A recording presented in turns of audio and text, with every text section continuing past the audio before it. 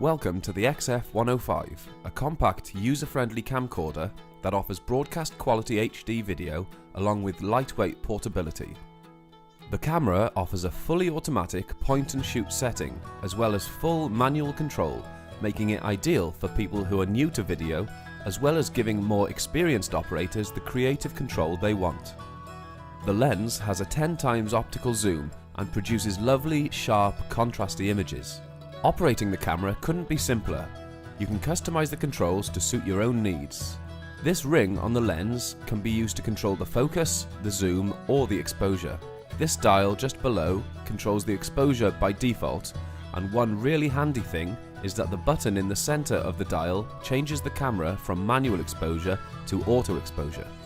One of the best features of the XF105 is that it offers HD SDI output, meaning you can easily link the camera up to HD screens or vision mixers with no loss of quality.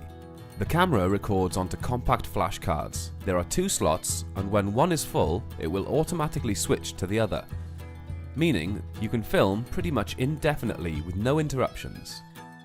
So all in all, the XF105 is a great camera for schools and community groups, as it can be easy enough for a beginner to use and has advanced enough features for a pro.